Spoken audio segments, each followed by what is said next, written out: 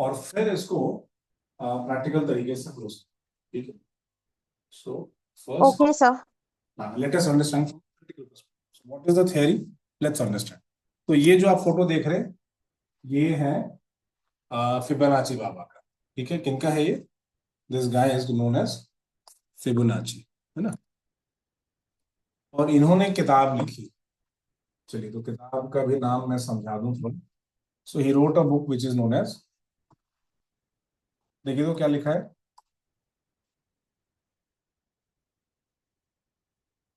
दिख रहा है? Can you see in the screen and read it? Sharad ji देख, Yes, sir. थोड़ा एक बार कंफर्म कर दीजिए because we are starting the session no, I just want to know कि whether you are. Good evening sir, दिख रहा है। हाँ दिख रहा है, क्या लिखा है बताइए? Book of Libre. ठीक है, बुक ऑफ लेबर येलो में लिख रहा है। बुक ऑफ लिबर है, लिबर है। ठीक है, अब बोलते हैं कि ये भाई साहब ने फिबोनाची सीरीज दी। ठीक, और ये दुनिया की सबसे बड़ी बेवकूफी है। जो भी बोलते हैं उनको बोलने दीजिए, क्योंकि आपको पता है कि तो इसका नाम हो गया फिबोनाची।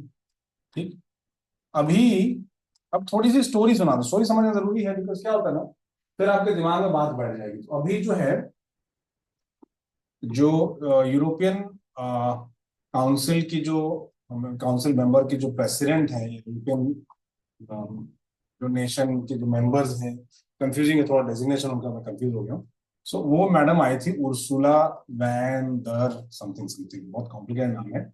एंड ईसी की वो प्रेसिडेंट है यूरोपियन काउंसिल की। ठीक है, उन्होंने बोला, बहुत इंपॉर्टेंट है और यही मैं पिछले 5 साल से पढ़ा रहा हूं। उन्होंने क्या बोला, स्टेटमेंट ऑन रिकॉर्ड है। ठीक है, कि आपने जो इंडियन मैथमेटिशियंस ने हमें ज्ञान दिया है, दो चीजें आपने सिखाई हमें। एक है मेडिसिन के बारे में और एक है मैथमेटिक्स के बारे में। ये पॉइंट इंपॉर्टेंट है and she only confirm my point. So she said कि इंडियन एंशियंट इंडियन मैथमेटिक्स जो है, अरे दिख नहीं रहा है, ठीक, इंडियन जो एंशियंट इंडियन मैथमेटिक्स है वो देन है इंडिया से यूरोप गया।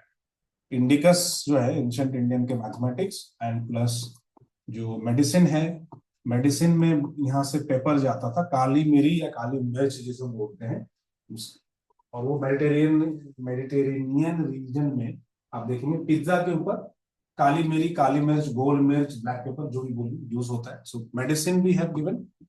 और ईस्ट इंडिया कंपनी बनी थी ये सब यहाँ से ले जाने के लिए। ईस्ट इंडिया कंपनी की लिस्टिंग ही हुई थी क्योंकि ब्लैक पेपर यहाँ से ले जाते थे। और ये तो हो गई मेडिसिन की बात, अब हो गई एंशियंट इंडियन मैथमेटिक्स की बात वो करती है।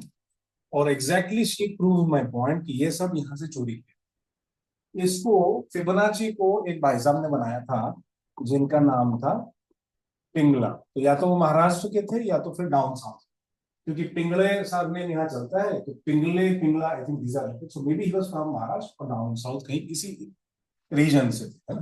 तो पहले महाराष्ट्र और कर्नाटक में वैसा कोई फर्क नहीं था, इट वाज सेम टेरिटरी। जहां तक नीचे तक राज्य था, all part of the Deccan dynasty. But ये बहुत पुरानी बात है, पिंगला जो थे। उसके बाद इस काम को बढ़ाया अनाहत ने।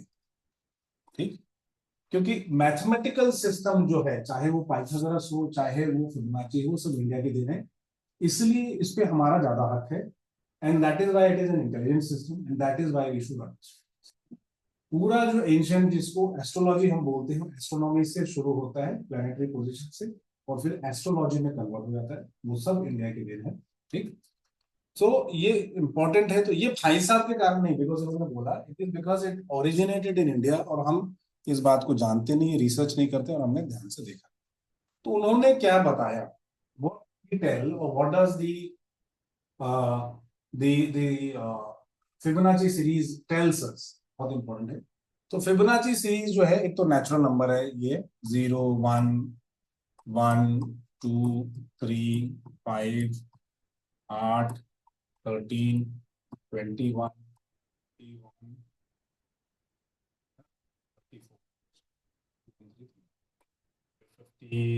56 और 55। तो ये एक नंबर सीरीज ऐसा इवॉल्व होता है जहां पर इफ यू ऐड, ये पहले नंबर को इस नंबर से जब ऐड करेंगे तो नेक्स्ट नंबर आता है। फिर जब इसको ऐड करेंगे इन दोनों को तो ये नंबर आएगा। Then you add these two then you get the next. So previous two numbers when you add, you get the next number. When you add the previous two numbers, ये कौन सा mathematics है भाई? Number पीछे का तो add कर दिया तो अगला नंबर मिलेगा. इसका क्या sense? It has a sense when you find it. तो पहला है observation. Please remember, stock market सीखना है तो पहली चीज है ऑब्जर्वेशन. नेचर को समझ, because it is born out of some. मतलब अगर कोई चीज साइंटिफिक होगी तो ऑब्जर्वेशन से आप देखेंगे. एप्पल गिर रहा था तो न्यूटन ने देखा तो he started thinking about it. Einstein अपने कमरे में बैठ के, बिकॉज बहुत for many years he was working as a clerk, तो अपने कमरे में अकेले बैठे रहते थे. ना तो उनके पास इक्विपमेंट था, ना तो कोई बहुत बड़े लैब का उनको एक्सेस था. Until he went to US, अकेले कमरे में बैठ के बस सोचते रहते थे. भाई साहब थ्योरी ऑफ फॉर्मूला लिखते थे. ऑब्जर्वेशन और फिर उसके बाद जो है थिंकिंग. तो ये जो भी चीज ऑब्जर्वेशन से बॉर्न हुई वो गलत नहीं. तो इसलिए मुझे लगता है कि मेरी एनालिसिस, टेक्निकल एनालिसिस बहुत अच्छी पकड़ है, लेकिन कैपिटल लिमिटेड है, बहुत ज्यादा तो पैसा नहीं है.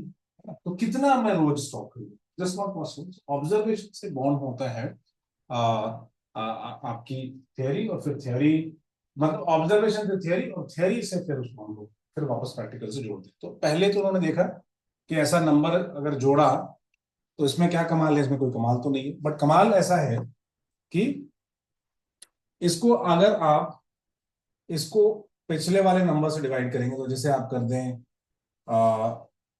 0/1, फिर 1/1, फिर 1/2, फिर 2/3. तो मैं हर पीछे नंबर को डिवाइड करता था. फिर 3/5, 5/8, 8/13, 13/21, 21/34, है ना. मैं पिछले नंबर को डिवाइड करता जा रहा हूँ. तो आप देखेंगे कि ये पहले इन्फिनिटी से शुरू होता है, फिर 100%. जब आप 0/1 करेंगे तो ये क्या नंबर आएगा? 0 ही आएगा. फिर 100%, फिर 50%, फिर 66%, घटते घटते घटते घटते ये एक नंबर की तरफ कांस्टेंट होने लगता है, जो कि है 61.8. और यही आपका गोल्डन नंबर है. ठीक. अब ये मैथमेटिक्स से आया है नंबर की ऑब्जर्वेशन से. That is not a very. तो ये ऑब्जर्वेशन आया है, पहले ही नंबर आया ऑब्जर्वेशन से, जो कि सिर्फ और सिर्फ एक इंडियन जो है साइंटिस्ट ही कर सकते. किसी की कैपेसिटी के बियॉन्ड है 2,500 साल 3,000 साल पहले की सिर्फ ऑब्जर्वेशन से करेंगे, क्योंकि हमने टाइम एंड अगेन किया है. तो ये आया कैसे ऑब्जर्वेशन? ठीक है. अब इसका थोड़ा सा दूसरा मैथ देख लीजिए कि अगर ये 61.8% है, मतलब 55 और 89 को आप देख रहे हो, तो 59 जो है, 55 जो है, इट इज 61.8% ऑफ 89. ठीक है. इसका मतलब कि अगर आप 55 से 89 की जर्नी अगर आप कवर करोगे, है ना, 55 से आप 89 जाओगे, तो बीच में गैप क्या है? 34 का गैप है. ठीक. सो 55, अगर आप इसको ऐसे लिखें, if you right it like 55/89, ठीक है, सो इट रिप्रेजेंट्स 61.8, यानी कि 62% आपको ये दिखा. So that is, if you have to go from 55 to 88 as a percentage, ये नंबर जो है 61.8 है. दो नंबर के बीच की दूरी है, प्लीज याद रखिए. जब आप बोल रहे हो कि 55, 55, 89 का कितना परसेंटेज है, सो एसेंशियली सेइंग कितना गैप है, दूरी कितनी है. जब आप किसी नंबर, दो नंबर को डिवाइड करते हैं, तो आप उसके डिस्टेंस को मेजर कर रहे हो न्यूमेरिकल टर्म्स. ठीक है. तो अगर ये 61.8 है, तो 100% पूरी जर्नी अगर 100% होती है, और उसमें से ये जो है, अगर ये 61.8% बताता है, ठीक है, तो बचा हुआ डिस्टेंस भी होगा, देन इट वुड बी 62. अगर है तो इधर कुछ 38.2 के आसपास.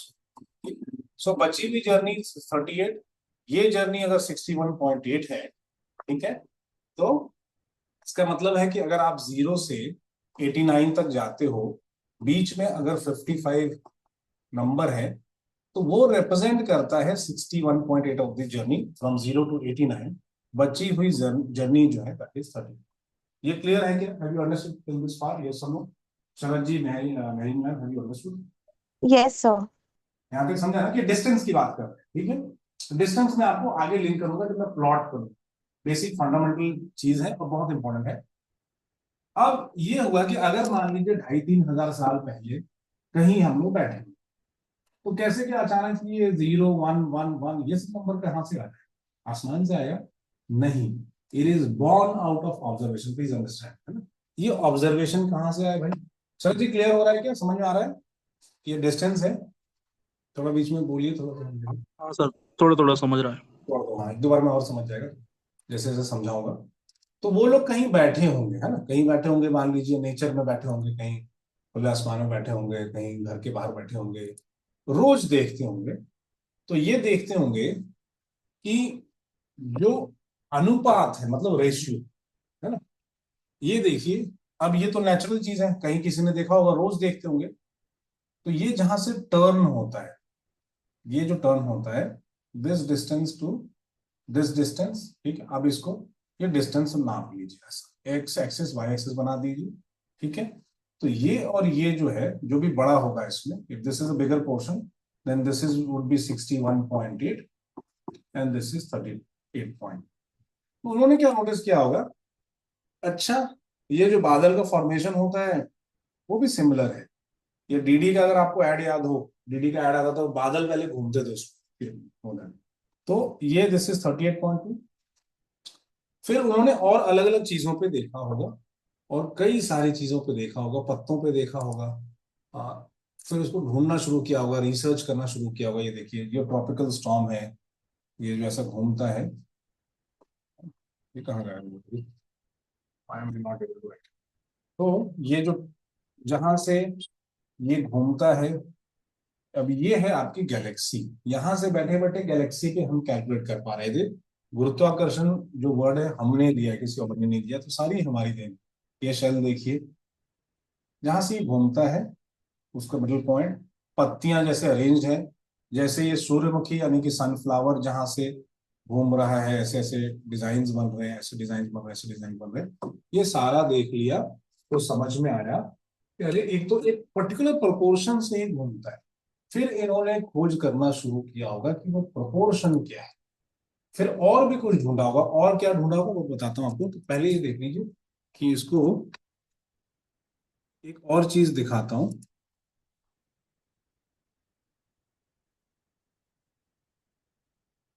मजे की बात है, ठीक, ये देखिए अफ्रीका, जो कि इतना बड़ा है और पॉसिबल ही नहीं था उनको देखना, क्योंकि इंडिया में आप बैठे ऊपर से कहां देखोगे। But they were trying to figure out कि कौन सा वो नंबर है जिसमें पूरी दुनिया ऑर्गेनाइज है। ये देखिए, जहां से ये घूमा, बड़ा वाला पोर्शन 61.8 होगा, छोटा पोर्शन 38.2 होगा। That's how the world is organised, ठीक है। That's how everything is organised including human body. अगर आप देखें तो उन्होंने पहले तो ह्यूमन बॉडी का ऑब्जर्वेशन देखा होगा, फिर पत्तों को देखा होगा, वृक्ष में देखा होगा, सब जगह देखा होगा। तो फिबोनाची इन ह्यूमन बॉडी, अब आप देखेंगे जैसे फिबोनाची, और वो कौन सी मूवी आई थी जो इसी पे बनी है, फिबोनाची सीरीज पे ही बनी है। पेश कर देता हूँ, ये देखिए, मोनालिसा वगैरह भी जो भी बने हैं सब इसी पे बने हैं। वो एक बुक, ये बहुत बोरिंग है, ये देखिए, है ना। तो जैसे कि अब कोई भी साइज की बॉडी हो, किसी भी हाइट की बॉडी हो, हमेशा अनुपात यानी कि रेशियो मेंटेन होता है।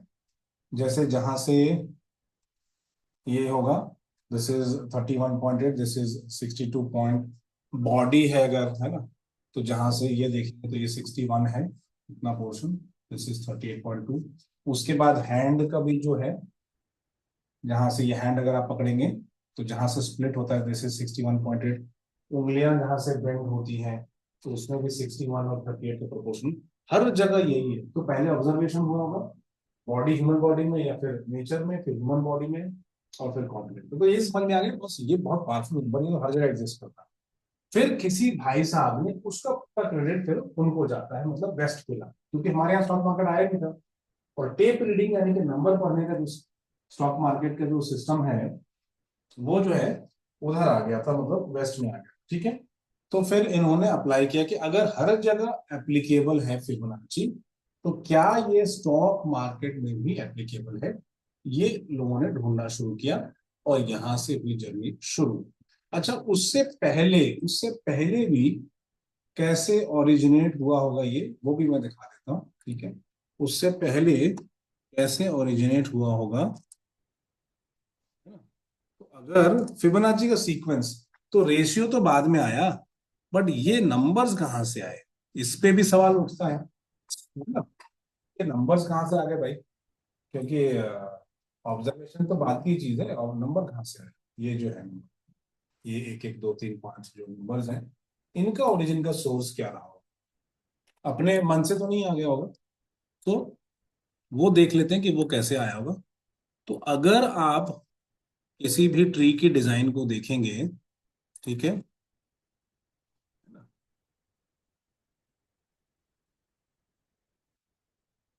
ये देखिए, किसी भी ट्री को डिजाइन देखेंगे तो ये फिबोनाची रेशियो नहीं, फिबोनाची सीरीज फॉर्म, ये मतलब नंबर सीक्वेंस। जैसे कि इसमें हर नंबर जो है फिबोनाची का है, जैसे पहले दो हुआ, सो 1 + 1 2 इज अ फिबोनाची। फिर ये यहां से ये स्प्लिट हो गया एक, फिर दो और तीन भाग में, फिर यहां से ये स्प्लिट हुआ, ऐसे ऐसे करके बढ़ता जाता है। तो 3 5 8 21 ऐसे ही ब्रांचेस स्प्लिट होते हैं। ये किसी ने बहुत गौर से देखा होगा, जो झाड़ के नीचे बैठा करता होगा, और must be spending enough amount of time, ही बैठा है ना, काम कर रहा है, मेडिटेट कर रहा है, he must be watching that all the trees across the globe grow, उसके ब्रांचेस स्प्लिट होते हैं इन फिबोनाची नंबर्स। वहां से नंबर आए, और नंबर से फिर रेशियो आया, फिर पता चला है तो भाई बहुत पावरफुल बैलेंसिंग नंबर है, क्योंकि पूरी दुनिया इसी नंबर में बटी है। फिर किसी ने तब उसके बाद क्रेडिट जाता है, अब वेस्ट में अभी तक पूरा क्रेडिट इंडिया का लिया है, बिकॉज हमने डॉक्यूमेंट नहीं किया, बिकॉज हमने किताबों में लिखा नहीं, बिकॉज हमने इसको जनरेशन को पास ऑन नहीं किया, वी लॉस्ट। यूरोपियंस ले गए और क्रेडिट क्लेम कर लिया, जिसने किताब छापी उसके नाम का वो, उसके नाम की वो टेक्नोलॉजी या उसके नाम की सीरीज हो गई। Gravity has been discovered here, claimed by Newton, समझे आप? सो उसके बाद फिर फॉर्चुनेटली खाली रामानुजन साहब ऐसे हुए जिनको कि नोबेल पुरस्कार मिला। वेस्ट ने बोला कि बहुत इंटेलिजेंट मैथमेटिशियन, ऐसा मैथमेटिशियन है नहीं, तो सबसे गरीब लड़का जो कि बहुत बड़ा मैथमेटिशियन बने, बना नहीं बने। तो यहां से जर्नी शुरू होती है, अब कैसे स्टॉक मार्केट में इंप्लीमेंट करें। तो अब मैं आपको उस वर्ड पर लेकर आता हूं, let me get you, bring you, और other let me use this word where I call this as a distance. मैंने आपको डिस्टेंस बोला था, याद है ये भूल गए? कीवर्ड डिस्टेंस याद रखिएगा, कि ये डिस्टेंस मेजर करने में मदद कर, समझे आप? समझे नहीं समझे, फटाफट जरा कंफर्म कर दें। जी सर, समझ रही हूँ सर। ठीक है, बहुत अच्छी बात। तो इसको आप अभी मैं समझाता हूँ, मुझे पेन वापस लाने दीजिए और मेरे को कलर चेंज करने दीजिए, बिकॉज मुझे वाइट। ठीक, अब जो है हम लोग बात कर रहे हैं डिस्टेंस। डिस्टेंस मतलब, ठीक है, अच्छा, डिस्टेंस होंगे, राह होंगे, तो रोड़े भी होंगे डिस्टेंस में, अगर there will be obstacles also. So what is the distance that we are talking? तो डिस्टेंस अगर ऐसा सोचिए, ठीक, ऐसा मानिए कि अगर मान लीजिए कि अगर मुझे ये पता है कि माउंटेन पे कैसे जाना है, किस रास्ते से जाना है, ठीक है, तो मुझे ये भी पता होना चाहिए कि नीचे कैसे आना है, नीचे आने का रास्ता भी पता होना चाहिए। और मुझे जो हर्डल्स मिले थे बीच में while I was climbing up, वो याद रखने का एक तरीका है कि कौन कौन से हर्डल्स मिले थे, क्योंकि जो जो रेसिस्टेंस बने थे बाद में वही वही सीढ़ियां सपोर्ट करती है। जब आप ऊपर चढ़ते हैं तो वो जो सपोर्ट है, मतलब जो सीढ़ी है, स्टेप्स हैं, वो बन जाती है आपके लिए रेसिस्टेंस है, यू टू क्लाइंब इट। और जो आ, वही बाद में जब आप उतरेंगे, धीरे धीरे नीचे आएंगे, पावर तो स्टेप्स बनेंगे। So essentially what we are saying is कि बॉस, मुझे नहीं मालूम है कि ये नीचे जाने, मुझे पता नहीं है कि नीचे जाने वाला है और क्या क्या इसको रेसिस्टेंस आएंगे, मुझे ये रास्ता पता है। इसीलिए फिबोनाची में we draw it from here to here and we say कि भाई आपको कहाँ कहाँ ऊपर जाने में कौन कौन से रेसिस्टेंस आए थे वो मुझे बताओ आप, गोल्डन रेशियो बताओ, 61.8 किधर है, जो कि एक मेजर हर्डल होगा, और 38.2 जो कि उसी से निकला है, वो मुझे बता दो। बाकी ये सब 23%, 50%, 76%, ये सब बात के आए हैं, ये सब चीजें बात की। सबसे इंपॉर्टेंट ये, so when the stock climbs up, ऊपर जब आएगा तो पहला जो सपोर्ट लेवल बनेगा, अगर इसको तोड़ के निकलता है, इसका मतलब अब मार्केट और कमजोर हो रहा है। यहां पर बहुत लोग शॉर्ट करते हैं जब ये, ठीक है। जब 23% के नीचे आ जाएगा तब समझिए कि ये पूरी जर्नी कंप्लीट हो गई। इसके नीचे घूम रहा है मतलब मार्केट बेसमेंट में, वैली में चला गया है, इसमें अपसाइड मूवमेंट नहीं आया है, इसमें अप मूवमेंट नहीं है, ये डाउन ट्रेंड नहीं है। तो हमें ध्यान रखना है जब तक ये 23% के ऊपर ना चले, ठीक है। तो ये है डाउन साउथ का, डाउन साइड का मूवमेंट। अब मैं आपको रिवर्स मूवमेंट दिखाता हूँ। ये स्टॉक में नहीं दिखेगा क्योंकि ये स्टॉक जो है बहुत लंबे अरसे से, 15-20 साल से ऊपर ही जा रहा है। कोई दूसरा स्टॉक जो कि बहुत ज्यादा, या जैसे नवीन फ्लोरिन आपने पूछा था, जो बहुत ज्यादा करेक्ट हुआ था, अब ये देखिए, अब मैं उल्टा देख रहा हूँ, ठीक? इस केस में मुझे सिर्फ और सिर्फ मान लीजिए कि यहां तक, कहीं तक पता है ना, यहां तक देखा, इधर कहीं आपको लग रहा है कि ये स्टॉक रिवर्स हो, ये डेटा नहीं है, ये पाथ नहीं है, ये सब डेटा पॉइंट्स है नहीं। आपको जानना है कि मेजर रेसिस्टेंस कौन से हैं, कैसे मुझे पता चलेगा कि स्टॉक रिवर्स हो रहा है, क्योंकि स्टॉक तो गिरता ही जा रहा है, 2019 से गिरा, 2020 तक गिरा, कैसे पता चलेगा। So you will plot Fibonacci. आपको नीचे का रास्ता पता है, तो यहां पर आपको क्या क्या सपोर्ट लेवल्स थे, वही support levels will become resistance at this point in time. तो पहला जब ये नीचे गिरा, ठीक, नीचे आया, तो 23% ढूंढिए कौन सा है, फिर 38% कौन सा है। ये जब क्रॉस हो जाएगा, ये जब इसके ऊपर निकलेगा, इसका मतलब रिवर्सल शुरू। 38% जब क्रॉस करेगा, इसका मतलब इसमें बुलिश मोमेंटम आ, but please remember every line will be a trap. तो यहां पर खूब ट्रैप बने, यहां पर खूब ट्रैप बनेंगे। अगर तोड़ता गया ऊपर ऊपर, तो आपको कॉन्फर्मेशन है कि भाई आपका डायरेक्शन आपने सही पकड़ लिया, ऊपर जा रहा है, लेकिन वहां पर ट्रैप्स बनेंगे। तो ट्रैप को बचने का एक ही तरीका है, या तो गैप अप हुआ हो, या फिर बड़ा कैंडल बना हो विथ वॉल्यूम, तो मतलब ट्रैप के चांसेस कम हो रहे हैं। तो इसमें सबसे बेसिक चीज कब समझ में आती है कि रिवर्सल हुआ, जब ये स्टॉक 23% के ऊपर चढ़ जाए, तो आपको भरोसा आना चाहिए कि हाँ, अब शायद स्टॉक रिवर्स कर रहा है। एक दो बार नीचे अप डाउन करेंगे, तो एक बार क्लाइम हो गया 23% पे एंड स्टार्ट मूविंग टुवर्ड्स 38%, आपको समझ में आ गई कि कोशिश जारी है, कमजोर दिल के लोगों को निकालेंगे ये लोग। तो बार बार क्या करेंगे कि मूव करेंगे, फिर थोड़ा गिराएंगे, फिर ऊपर करेंगे। ये सारे उन स्टॉक्स में आपको दिखेगा जिसमें बहुत गिरावट आ जाए।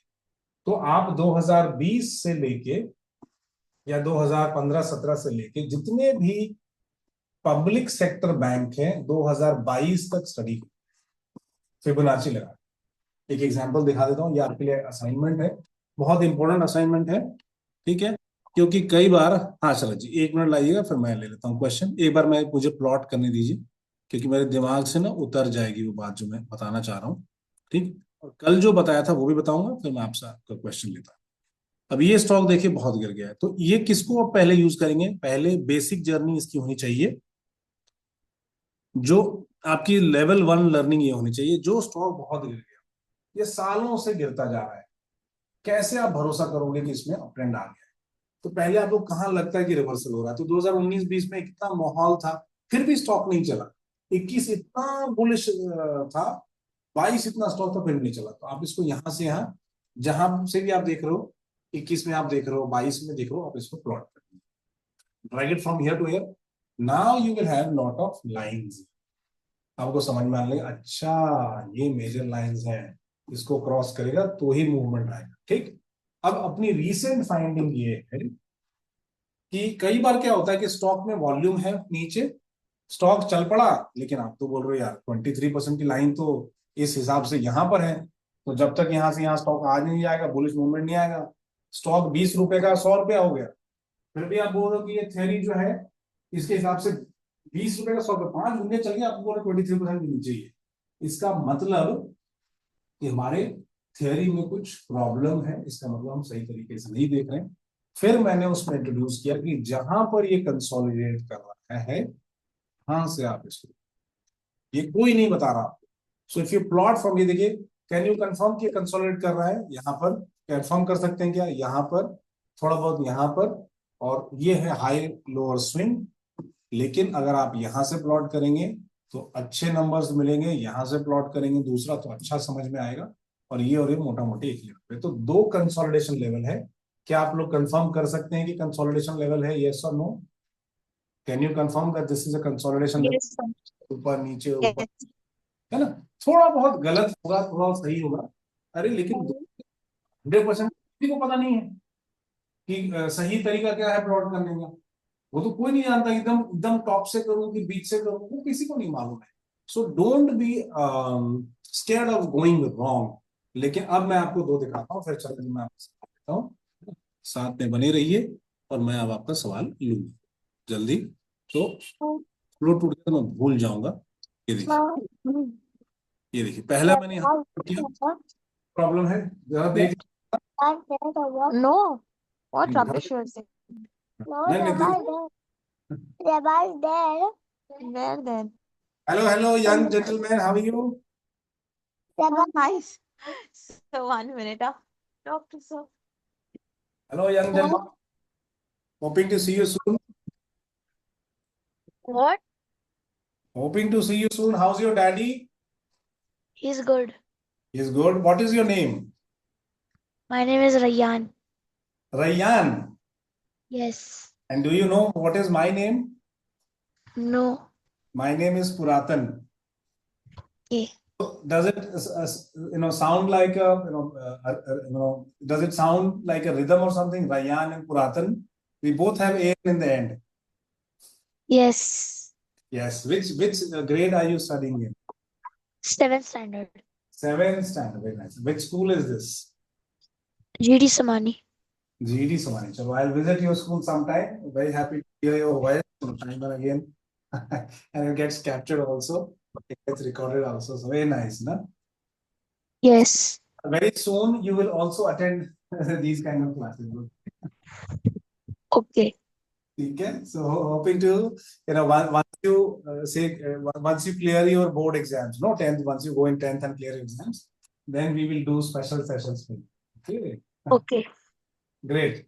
All right. So cheers. We'll catch up soon. है ना? ठीक है. Yes. तो ये देख लीजिए अभी क्या हुआ है. So what has happened here is, शरद जी मैं आपका क्वेश्चन लेता हूँ. देखिए ये है लगभग 22 Excuse me, sir. हाँ जी मैम. So sorry, मेरी daughter रह गई थी, बोलती I also want to talk to sir. क्या नाम है? Hello Sara. So her name is Sara. सारा. चलिए मैं लिख देता हूँ. Hi Sarah, how are you? Such a beautiful name. I'm fine. Hi, अच्छा. And which class, which grade do you study in? What's the name of your school? Which class? Standard lower KG na? Say. Lower KG. Acha, you are in lower KG. Okay, my daughter is in lower KG, but couple of years ago. Very nice. So, which is your favorite song or rhyme? Barbie doll. Barbie doll. So she's watching that YouTube video song, Barbie girl wala song है ना, so that. Yeah, I don't know. So, उसे घर में भी वही song चलते थे. So, do you like Barbie dolls? Yes. Okay, so next time I come and meet you, I'll get a Barbie doll for you. Okay? Will you treat me with a chocolate? Will you give me a chocolate then? Yes. Yes. Okay. And have you heard about Elsa and Elsa.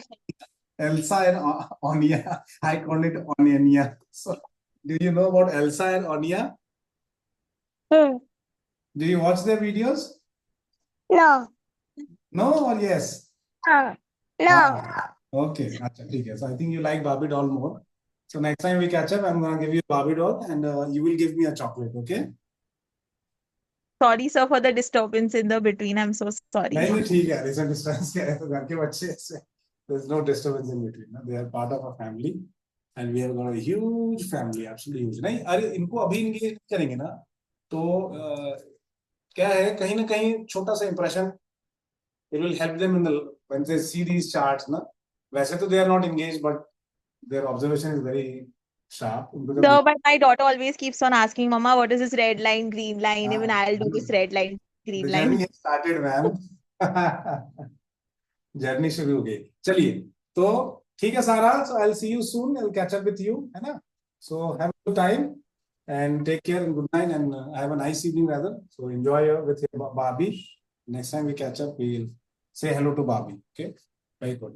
So now let's look at this one. ये देखिए, ये है 23 रुपए and the 23% line जो है वो है 100 रुपए पे. जो मैं एग्जांपल आपको एग्जैक्टली देख रहा हूँ. 5x हो गया एंड यू से नहीं नहीं, because theoretically someone has told me कि जब तक 23% लाइन के नीचे होता है तब तक ये बुलिश मूवमेंट स्टार्ट नहीं हुआ है. ऐसे नॉलेज को 5 गुना स्टॉप हो गया. ऐसे नॉलेज, ऐसे ज्ञान को कचरे में डाल दीजिए. Just keep it aside. ये नहीं हेल्पफुल है. इसका मतलब प्लॉटिंग में कुछ प्रॉब्लम है. और मुझे बहुत बाद समझ में आया. मूवमेंट समझ में आता था तो मैं बोलता था उस टाइम पे कि थोड़ा सा आप रिस्क ले लो, यहाँ पर 10-20% खरीद लो, ज्यादा मत लो. लेकिन see how the decision will change. And Sharad ji, उसके बाद मैं आपका सवाल लेता हूं. See the decision, how the decision will change अगर मैं इसको थोड़ा दूसरे तरीके से कंसोलिडेशन जोन से प्लॉट करूं. ठीक है, थोड़ा सा ओवरलैपिंग लगेगा, बट आप लोग सब ग्रेजुएट स्टूडेंट्स हैं और मैच्योर्ड हैं. तो ये पूरा एक जोन है. अब मैं यहां से कर सकता हूँ, यहां से कर सकता हूँ. उसमें कोई साइंस नहीं है. जहां मन में आए थोड़ा बहुत डिफर होगा. अब मैंने कंसोलिडेशन जोन से लोएस्ट. ठीक, अब देखिए, अब मेरे पास एक जोन आ गया है जो कि इट्स अबाउट 50 रुपीज पे, है ना. पहले जो 100 रुपए पे लाइन आ रही थी वो 50 रुपीज पे क्रॉस कर रहा है और वो बोल रहा है कि भाई 23 का जब 50 आया, इसका मतलब कि 23 क्रॉस हो गया, इसमें मूवमेंट शुरू हो गई है ना. So you don't have to wait until 400 rupees. ठीक है, और ये देखिए, मैं आपको यहां से प्लॉट करके दिखाता हूं. तो लगभग लगभग वही है अंडरस्टैंडिंग. अब यहां से प्लॉट करता हूं. सो उसमें भी कोई बहुत ज्यादा, हाँ, थोड़ा बहुत चेंज होगा. So it's gone up slightly. और यहां से मैं लगाऊं. सो मैं 23 जो परसेंट है ये थोड़ा चेंज हो रहा है. सबसे लास्ट लाइन देखते रहिएगा. चेंज बहुत ज्यादा चेंज नहीं आता. अब ये मैंने लगाया सबसे लास्ट वाले कंसोलिडेशन. तो आपको ये लगभग 21 रुपए के ऊपर जैसे ही गया आपको. सो कंसोलिडेशन से लगाना सीखिए. लगाने का कोई सही तरीका नहीं है. अगर 2-3 कंसोलिडेशन वाले जोन हैं, जैसे कि एक कंसोलिडेशन जोन यहां पर है, यहां से लगाइए, यहां से लगाइए और यहां से. ठीक है, स्विंग से लगाने का कोई मतलब नहीं. Now let us call it PV1, P2, है ना, और P3. 3 कंसोलिडेशन जोन से. किसी किताब में नहीं है बट बहुत प्रैक्टिकल है. यहां आपको लगभग लगभग ये 20-30 रुपए का जो भी होगा ना, जैसे ही क्रॉस किया आपको समझ में आ गया कि क्रॉस करना. आप स्विंग हाई से स्विंग लो से लगाएंगे तो 5 गुना हो जाएगा. आप खरीद नहीं पाएंगे. ठीक, ये CMT को हमें बताना. I get this drafted, will make sense. ये देखिए, अब शरद जी डिटेल में आपके सवाल पूछ लीजिए, क्योंकि जितना मुझे बेसिक पहला लेवल बताना था मैंने समझा दिया. Over to. सर मुझे ये जानना था कि आप जो स्टेटमेंट कर रहे थे जो स्टेप्स का, उसको रिपीट एक बार चाहिए था, और इसके लिए बेस्ट सुटेबल टाइम फ्रेम कौन सा है ये जानना था. हाँ, स्टॉक पे हमेशा वीकली रहेगा. और निफ्टी के लिए या इंडेक्स के लिए 1 आवर बहुत सूटेबल टाइम, बहुत जबरदस्त टाइम. ठीक है, थोड़ा आपको डबल कॉन्फिडेंस डबल चेक करना है तो 4 आवर. हाँ सर. बट इंडेक्स के लिए, निफ्टी के लिए, बैंक निफ्टी के लिए आप 1 आवर पे कर लें. स्टॉक पे मुझे लगता है कि हाँ, टाइम फ्रेम बहुत सूटेबल है. अच्छा स्टॉक पकड़ने के लिए, अच्छा मूवमेंट पकड़ने के लिए. ठीक है ना. स्टॉक के लिए वीकली. हाँ, स्टॉक के लिए. अभी आपने बोला कि सर हमारे और यहाँ. ये लेवल लेवल के बारे में सर एक बार हाँ, लेवल. थोड़ा सा. लेवल लेवल देखिए, सबसे इंपॉर्टेंट लेवल जो है इसमें, एक बार फिर से रिपीट करता हूँ. और हम लोग ना नासिक में भी सेमिनार करेंगे. अभी शोलापुर तो कंफर्म हो गया है, नवी मुंबई भी कंफर्म है. ठीक है, और आज ही जगह देखना हम लोगों ने शुरू कर दिया है. शोलापुर में तो सतविजय जी जब लोग आएंगे तो वेन्यू देखने का हाँ, है. तो हो सकता है पहले शोलापुर से शुरू करें, फिर उसी एक्सपीरियंस से फिर हम लोग नवी मुंबई में करेंगे. और फिर नासिक में वेन्यू देखना शुरू कीजिए. है ना, कि जगह कौन यस सी सर। है। ये हाँ 4 सेमिनार करेंगे, जितने को बुला सकते हैं सब में खबर फैला दीजिए। फेब और मार्च के बीच में निपटा देंगे। और बस खाली आप वेन्यू देखना चाहिए, वहां पर जो आप प्रैक्टिकल एक्सपीरियंस देखेंगे ना, मतलब जो सामने सामने सीखने का हाँ ना, आपको बहुत अच्छा लगेगा। हाँ। और मैंने आपको बोला था, प्रॉमिस किया था कि मुझे सिखाना हो ना तो मैं कहीं भी आ सकता हूँ, और मैं ये कार्यक्रम सिर्फ आपके लिए ही कर रहा हूँ, मोटा मोटी। ठीक है। Yes sir. आप देखिए, पहला जो लेवल है, देखिए सबसे इंपॉर्टेंट लेवल है 61.8। ठीक है, लेकिन वो क्रॉस करने में तो बहुत दूर है ना, काफी दूर है, करेक्ट। इधर से इधर स्टॉक कब आएगा वो तो पता नहीं। उसके दूर है। नीचे है 38, इसको बोलते हैं गोल्डन रेंज। ठीक है, फिर नीचे वाला जो है 38% ये, बट वो भी क्रॉस करने में बहुत टाइम लगेगा। तो पहला सिग्नल ये है, जब आपने ऊपर से नीचे प्लॉट किया है तो ऐसे नंबर सुनो, इंक्रीजिंग ऑर्डर में होगा। 23 इधर होगा, 32 इधर होगा, 61 इधर होगा, है ना, फिर 78 इधर। बराबर। जब आप इसको ऐसे प्लॉट करेंगे, नंबर रिवर्स हो जाएगा। ठीक, 23 इधर होगा, फिर 38 होगा, फिर 61। अभी सिर्फ एक ही साइड पढ़ते हैं, क्योंकि इधर से मैं पढ़ा रहा हूं तो वो हो जाएगी कंफ्यूजन। तो उसको अभी दोनों साइड से नहीं पढ़ते, ठीक है ना। तो इसको पहले मुझे रब ऑफ करने दीजिए, इसको इरेज करने दीजिए। और अब आप देखिए कि जो नंबर्स हैं कौन से, ये नंबर्स हैं। ठीक, अब जब स्टॉक पहली बार 23%, जब तक स्टॉक 23% के नीचे, इस वाले केस में, इसका मतलब कि मार्केट जो है अभी भी बेरिश है, अभी भी स्टॉक में दम नहीं है। इसलिए 2-3 बार लगाना सिखाया, क्योंकि स्टॉक हो गया 5 गुना, और अपन अभी भी 23% के ऊपर नहीं गया, यही पकड़ के बैठे थे, 100 रुपए, 20 रुपए से 100 रुपए से। कंसोलिडेशन से फिर हमारी फाइंडिंग ने बोला कि नहीं, ये गलत है। मैं आपको कॉन्फिडेंस भी कि हाँ ठीक है थोड़ा लीजिए, क्योंकि अब शायद वॉल्यूम आ रहा है। लेकिन अगर प्रूव करना हुआ तो मैं कंसोलिडेशन बेल्ट से प्रूव करूंगा कि भाई कंसोलिडेशन से लगाइए, और 2-3 लगाइए, एक यहाँ से लगाइए, एक इधर से लगाइए, एक इधर से। ठीक, तो जितने 5 लगाएंगे 23% के ऊपर क्रॉस किया, इसका मतलब कि मार्केट का स्ट्रक्चर चेंज हुआ। 38% क्रॉस हो गया, मतलब अब इसमें जर्नी शुरू हो गई। लेकिन ट्रैप करेगा, ऊपर जाएगा, थोड़ा क्रॉस करेगा, फिर गिर जाएगा, फिर थोड़ा ऊपर जाएगा, फिर वो बड़े लोगों का तरीका है आपको ट्रैप करना, क्योंकि आपको नहीं चाहिए कि आप पैसे दें। तो अगर आपको स्टॉक में रिवर्सल दिख गया, और कैसे दिखेगा, तो वो जो मैंने पढ़ना सिखाया कि ईपीएस, ईपीएस आपको दिखा, अर्निंग पर शेयर, जो कि यहाँ नीचे आता है, क्यों नहीं आ रहा पता नहीं। अर्निंग पर शेयर इंप्रूव होना शुरू हो गया, धीरे धीरे अर्निंग बढ़ने लगा। ईपीएस पढ़ना सिखाऊंगा, अर्निंग बढ़ने लगा तो स्टॉक रिवर्सल शुरू हो जाएगा। अगर अर्निंग्स खराब आते रहेंगे तो रिजल्ट, तो ये स्टॉक ऊपर नहीं जाएगा। अर्निंग्स कैसे दिखेगा, यहाँ देख क्यों नहीं रहा है, तो वो पहले देख लेते हैं। अब कैसे पता चलेगा कि अर्निंग, मुझे कैसे समझेगा, मुझे तो नहीं फाइनेंस का ज्ञान है, मैं तो सीए नहीं हूं, है ना। तो वो भी मैं आपको दिखाता हूँ पहले, अर्निंग कैसे मुझे समझेगा कि भाई अर्निंग्स मुझे दिखनी चाहिए। अर्निंग्स ब्रेक लगा तो रखा, आ नहीं रहा, पर जो भी रीजन है, शायद बहुत पुराना कर दिया इसलिए नहीं आ रहा। नहीं, सब तो ठीक है, कुछ प्रॉब्लम है, चलिए देखते हैं उसको। अर्निंग्स कैसे रिवर्सल होगा, कब पता चलेगा रिवर्सल हो रहा है, वो भी दिखाता हूँ। बट पहला है कि ये नंबर समझ गए क्या, नंबर्स का इंपॉर्टेंस। सबसे इम्पोर्टेंट नंबर 61, बट वो दूर है। 38, फिर 23.2, 23.2 से शुरू हुआ, इसका तो रिवर्सल आनी शुरू। ये क्लियर है, तो फिर आगे बढ़ो, या इसमें डाउट है, थोड़ा बोलना पड़ेगा। क्लियर है सर, क्लियर है, कोई। ठीक, अब कैसे मुझे समझेगा ना कि रिवर्सल आ रहा है। रिवर्सल अपने मन से नहीं होता ना, खाली लाइन खींचने से रिवर्सल नहीं होता, कोई फंडामेंटल चीज होनी चाहिए, कंपनी की कमाई होनी चाहिए, तो ही रिवर्सल आएगा। अच्छा, ये छुपा था ऐसा। अब मुझे कैसे समझेगा कि रिवर्सल आ रहा है, मैं फिर से लगाता हूँ, तो उड़ा दिए मैंने, दिख नहीं रहा था मुझे, क्या होगा पता नहीं।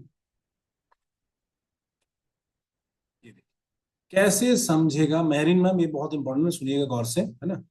जी सर। ये देखिए कैसे समझेगा कि रिवर्सल आ रहा है। ये देखिए, शरद जी आपके लिए स्पेशली बहुत इंपॉर्टेंट है। स्टॉक क्यों गिरा था, क्योंकि रिजल्ट्स खराब आ रहे थे। जब स्टॉक रिवर्सल शुरू हो जाएगा ना, तो आप देखेंगे लगातार ये ग्रीन वाले फॉर्मेशन शुरू, रेड कम बनेंगे, ग्रीन ज्यादा बनेंगे। दिख रहा है आपको? टोटल कितने ग्रीन है देखिए, जैसे 1 2 3 4 5 6 7 8 9 11 12 13, टोटल 13 ऑब्जर्वेशन है, उसमें से सिर्फ 2 रेड है। दिख रहा है आपको? सो खराब रिजल्ट जो आया है वो सिर्फ 2/13 है, और जो अच्छे रिजल्ट आए मतलब 2/13, और जो अच्छे रिजल्ट आए 13। समझा आपको?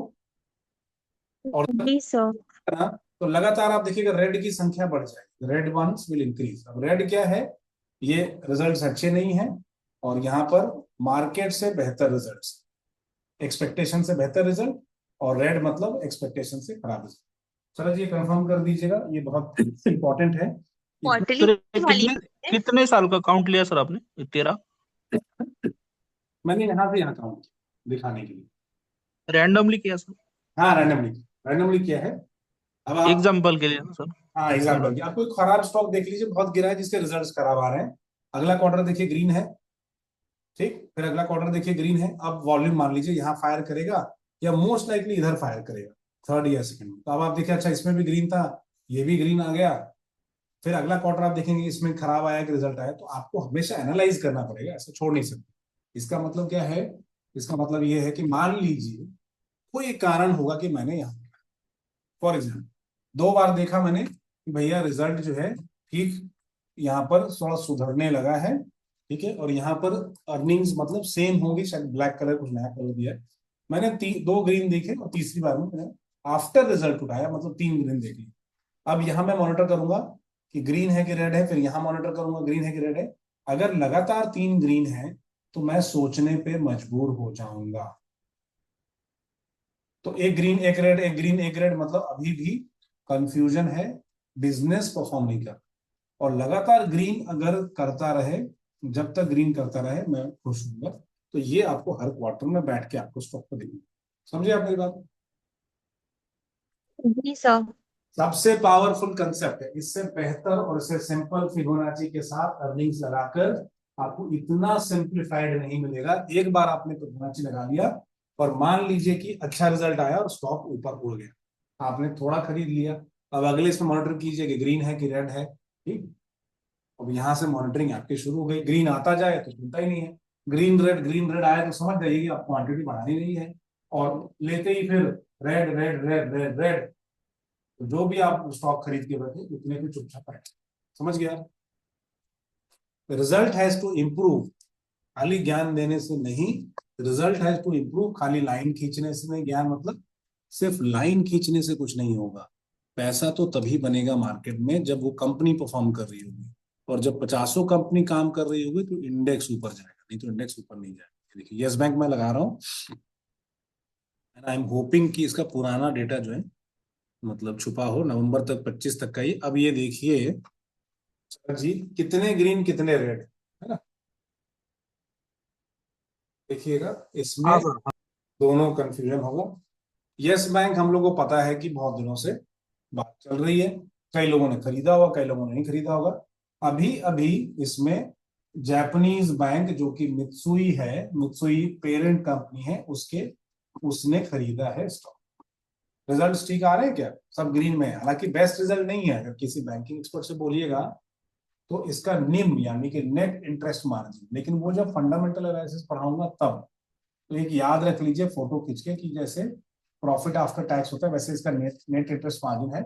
It has to grow more than 3%, बट 3% के ऊपर गया नहीं। लेकिन भाई ये भी तो देखिए ना कि इतने सारे लगातार इसके अच्छे रिजल्ट्स आए, एंड मोर देन एक्सपेक्टेशन। पहले क्या था? कंफ्यूजन। पहले रिकवरी है, फिर एक ग्रीन है, फिर तो बहुत दिनों से अच्छा रिजल्ट पोस्ट कर रहा है। उधर का कंपेयर की ज्यादा रेड है, ज्यादा ग्रीन है, ज्यादा रेड है, ठीक। तो किसी ने मान लीजिए खरीदा होगा, अब इसको यहाँ पर होल्ड करनी पड़ेगी बाइंग। इससे पावरफुल और इतने सिंपल तरीके से कोई नहीं बता रहा, ये ध्यान रखिए। इससे सिंप्लीफाइड कुछ नहीं है, इससे पावरफुल कुछ नहीं है। स्टॉक जैसे ही आपने लिया तो नीचे मॉनिटरिंग चालू, ठीक, लगातार ग्रीन आ रही है तो ठीक है, फिबोनाची वो क्रॉस करता जाएगा धीरे धीरे, या फिर एक दिन अचानक से क्रॉस कर जाएगा। It is giving a reason for it to.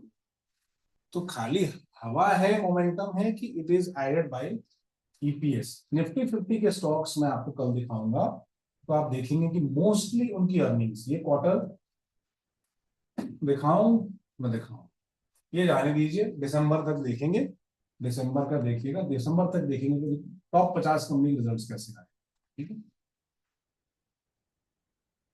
सिर्फ यहां से दिखाऊंगा आपको, इस वाले से बहुत बहुत क्लैरिटी आ जाएगी कि निफ्टी ऊपर जाना चाहिए कि निफ्टी नीचे जाना चाहिए, सिर्फ इसके बेसिस दिसंबर तक का डेटा सारे टॉप 50 कंपनी। क्लियर है? Yes, sir. Can I stop now? This is clear? Yes, sir. Question पूछ लीजिए। सर मुझे एक बात पूछना था। बोलिए। सर ये जो हम वीकली टाइम फ्रेम पे देखते हैं सर, हम कितना पूरा मतलब लॉन्ग अरसे से देखते हुए आ रहे अर्निंग्स, राइट सर? सर जो लोगों को मतलब डेली पे देखना है तो वो लोग के लिए भी earnings is a good option, या कोई और चीज फिबोनाची के साथ टीम करना चाहिए? Earnings is the only option. Primary option is primary factor is earning, nothing else. Stock moves because of earnings and few other factors. आप नया कैपेसिटी ले आइए तो नया प्लांट का अनाउंसमेंट कीजिए तो स्टॉक में यूजुअली जोर आ जाएगी, बुलिश मूवमेंट आ जाएगा। नए प्रोडक्ट लॉन्च की बात कीजिए और लोगों को लगता है कि भाई ये प्रोडक्ट अच्छा है, कुछ नया है, इनोवेटिव है, ठीक है। बट जीरो नंबर पे मतलब सबसे टॉप पे ईपीएस, ठीक है, या कुछ आपने नया पेटेंट फाइल किया, ट्रेडमार्क फाइल किया, ठीक।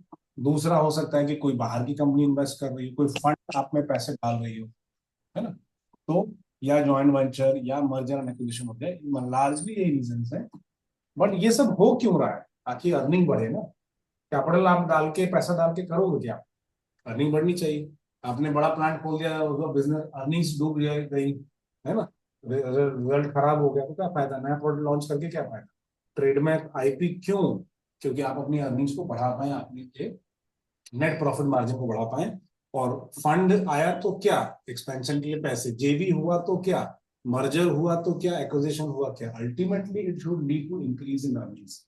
Earnings is the only reason for growth. Momentary ठीक है, हवा आया उड़ गया पत्ता, लेकिन जान होगी तभी उस पत्ते में जब उसमें अर्निंग्स हो। जी सर, गॉट इट। तो उससे बेहतर कोई चीज। क्लियर है शरद जी? हाँ सर, ये नीम के बारे में थोड़ा सा बताइए ना सर।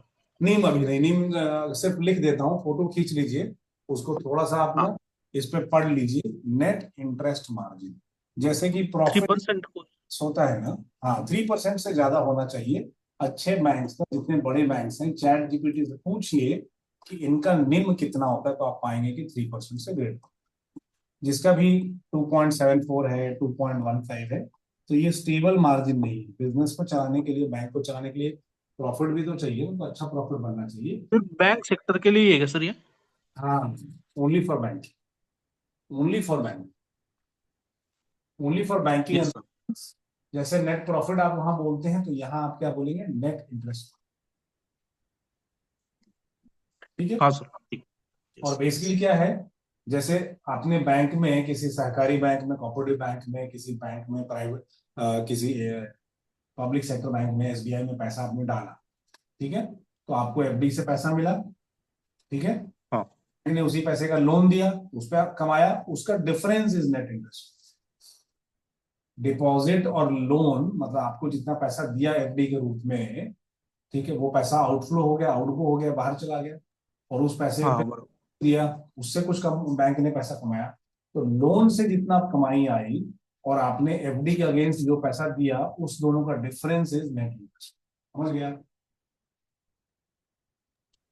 समझ गए सर, थैंक यू सर। तो ये बैंकिंग सेक्टर में जब हम पढ़ेंगे ना, तो मैं इसको पहले रिकॉर्डिंग स्टॉप करता हूँ, इधर इधर भी रिकॉर्डिंग स्टॉप करता हूँ।